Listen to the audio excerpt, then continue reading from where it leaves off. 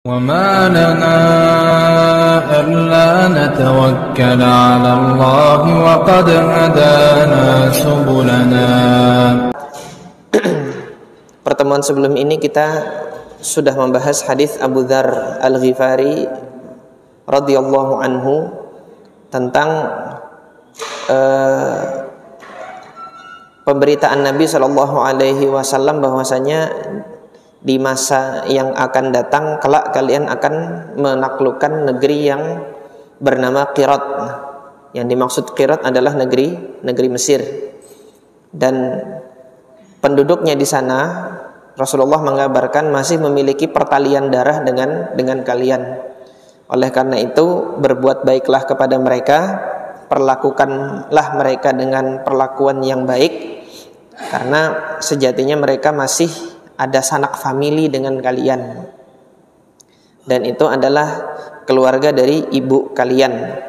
Nah, itu yang disampaikan oleh Nabi Shallallahu Alaihi Wasallam dalam salah satu riwayat yang dibawakan oleh Al Imam An Nawawi di Riyadhus Shalihin ini,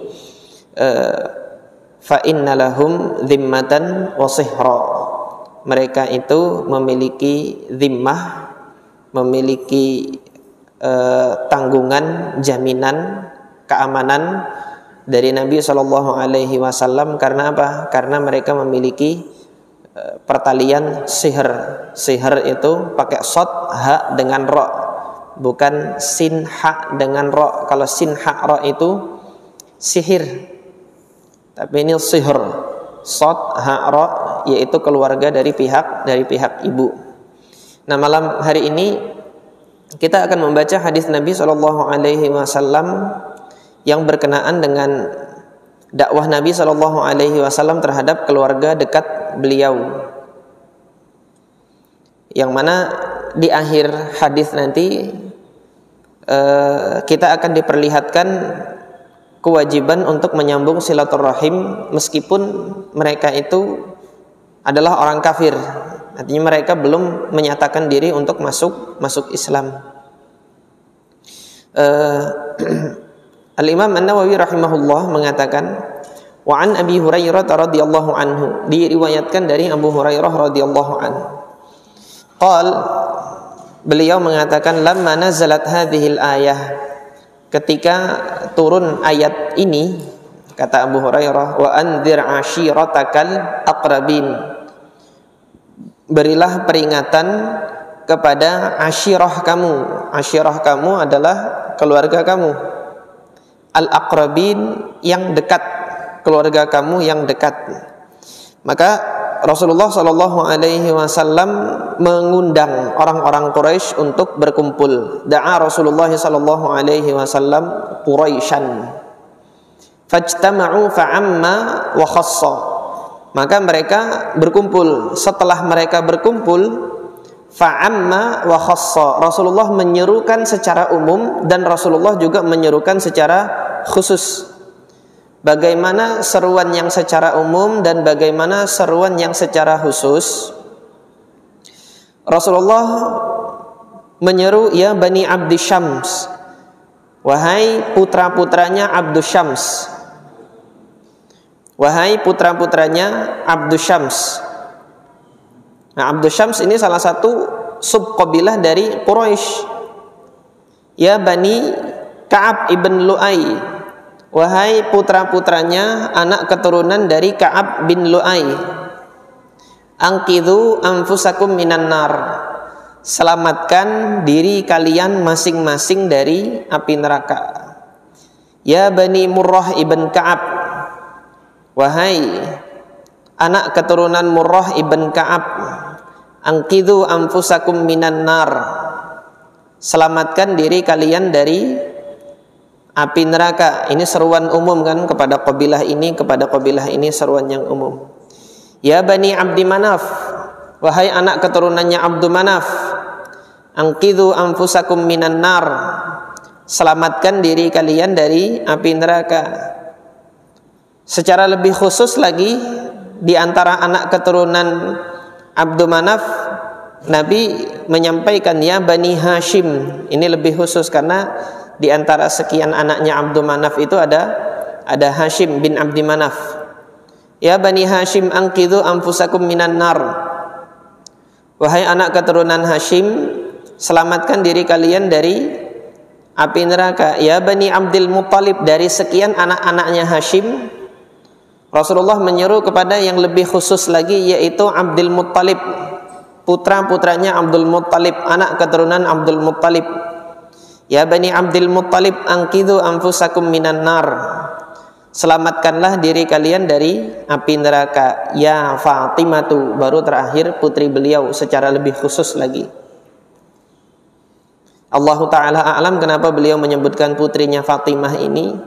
Yang nampak di sini Rasulullah SAW memulai dari yang umum, dari Quraisy, kemudian kabilah-kabilah tertentu dari Quraisy. Nah, di antara kabilah tersebut nanti yang lebih khusus lagi mengerucut ke bawah lagi sampai mengerucut kepada keluarnya Rasulullah sendiri, yaitu putrinya sendiri, yaitu Fatimah. Angkidhi nafsaki minan nar, selamatkan diri kamu sendiri wahai putriku, kata Rasulullah. Minan nar, dari api neraka. Fa inni la amliku lakum minallahi syai'a. Aku tidak memiliki, apa kata Nabi? Tidak memiliki kewenangan sedikit pun untuk bisa menyelamatkan kalian. Gak punya kekuatan apapun. La amlik, tidak ada sesuatu yang aku miliki yang bisa aku gunakan untuk menyelamatkan kalian dari api neraka. Hingga Rasulullah SAW di sini menyuruh kepada keluarga-keluarga dekatnya, selamatkan sendiri-sendiri kalian. Kasih peringatan, jangan begini dan jangan begitu. Kalau kamu begini dan kamu begitu, aku nggak bisa menyelamatkan. Allah melarang jangan begini, jangan sekutukan Allah. Allah melarang jangan ibadahi selain Allah. Allah memerintahkan sembah Allah semata, tinggalkan peribadatan persembahan kepada selain Allah Subhanahu wa ta'ala. Tinggalkan itu. Masih melakukan, aku nggak bisa ngebela nanti ya. La amliku lakum minallahi syai'a, barang sedikit pun, syai'a katanya, barang sedikit pun nggak bisa. Tapi di sini kan, meskipun demikian, kalau memang jalan kekufuran yang kalian pilih gitu kan, kalian tidak menerima seruan dariku, masih tetap pada ajaran nenek moyang, ghaira anna lakum rahiman, kalian itu masih punya rahim sama saya. Kalau memang jalan kekufuran yang kalian pilih masih tetap kepada agama nenek moyang, kalian itu masih punya rahim. Sa'abulluha bibilaliha, aku masih akan membasahi hubungan itu dengan basahnya hubungan. Apa itu basahnya hubungan? Nah, dijelaskan oleh Al-Imam An-Nawawi rahimahullah, qauluhu bibilaliha huwa bifathil ba'i tsaniyah wa kasriha. Ada dua penyebutan untuk Bilal ini.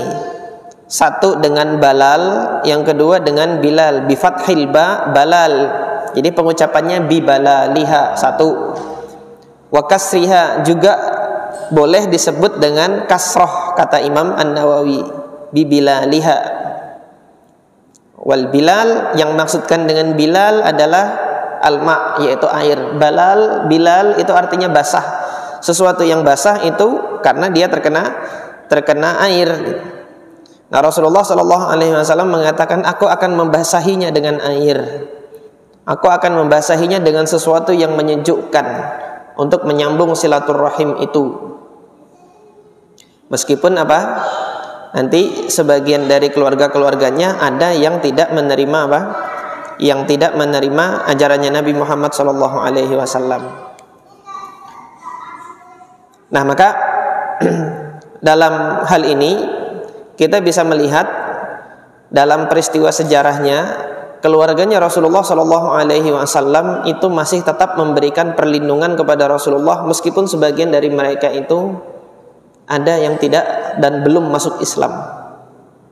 Ketika Rasulullah SAW dan kaum muslimin itu diboikot, yang memberikan pembelaan dan perlindungan kepada Rasulullah adalah Bani Hashim dan Bani Bani Muttalib.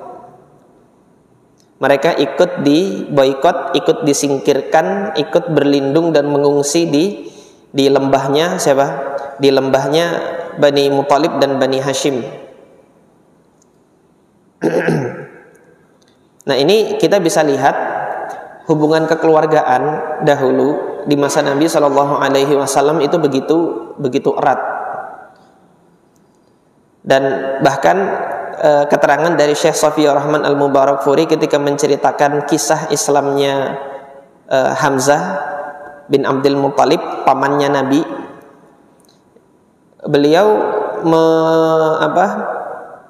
menceritakan bahwasanya lihat bagaimana kedekatan hubungan keluarga itu membawa Hamzah kepada petunjuk. Jadi semangatnya untuk membela keluarganya yang dihina itu membawa beliau kepada petunjuk.